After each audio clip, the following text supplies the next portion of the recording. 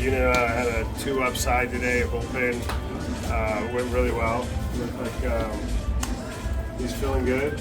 Velocity's fully there. He threw breaking balls today, so the full gamut. He'll have a side. I think in a couple days, another side, and then probably one more of these are on the road with us. And then all things go well, he'll do probably a live BP right before the end of the season. The right timetable that you like? I don't dictate the timetables. Okay. Yeah, that's done by the training staff and the people that are smarter than me in that area. Would that be the problem? Yes. No, the live at-bats will happen at the next homestand. So, I mean, in terms of progression after the live at-bats, that'll be left up to people higher than me. Is anybody higher? Yeah, our general manager. Can you talk about the progress of the 2 guys that you had news for us yesterday, Denzel and Tyler? Denzel will continue forward and go to Arizona next week to continue his rehab.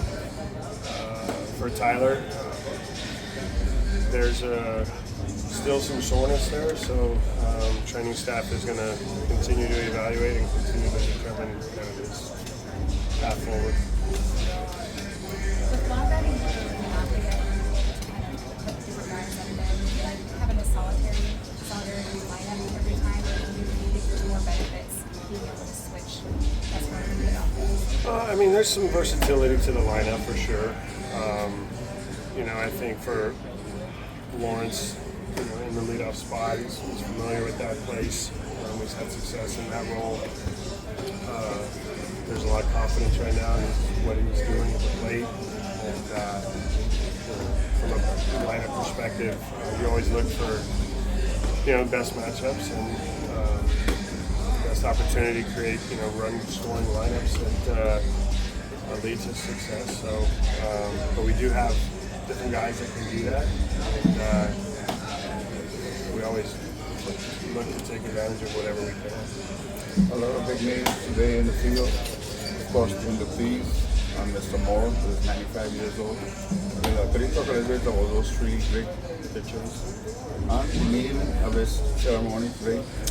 Well, for Mulder, Hudson, and Zito, you know, obviously we know that the legacy here with Oakland, the time that they, you know, were here was a very successful period, and you know, 4 consecutive playoff runs. You know, they were teammates of mine, so I'm honored to have played with them and been a part of their career.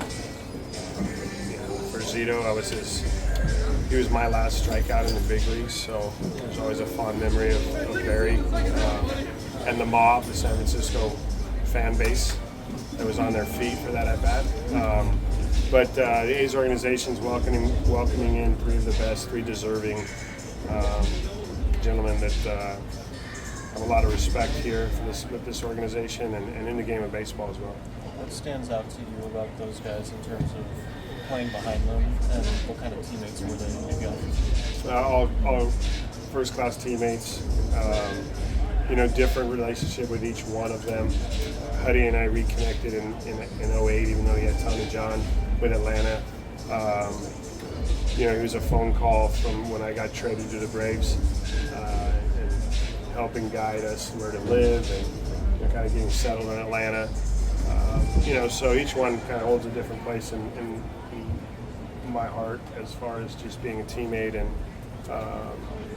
you know, each one of them individually, every time they took the mound, you felt you had a great chance to win that night. And being in center field and watching their, I'll call it art, in how they pitched. Definitely, they were separators of you know, the pitching era, where, you know, execution and location, setting up hitters, like fond memories of wanting to just come off the field before the 3-2 pitch was made by Zito, because you knew he was going to land the breaking ball and the hitter was going to take it, or he was going to throw the changeup 3-2 and get the swing and miss. So, yeah, good times. What form of pride and or sense of accomplishment did you have for Carlos Cortez, especially with him having a 2-home run game last night? No, great. I mean, listen, we talked a lot about Cortez and, you know, his opportunity here. He's leaving a really good impression going into this offseason.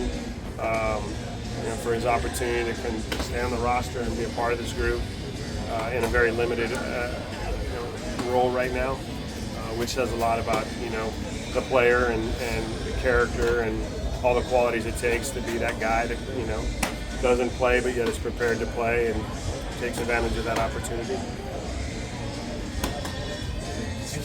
Appreciate it.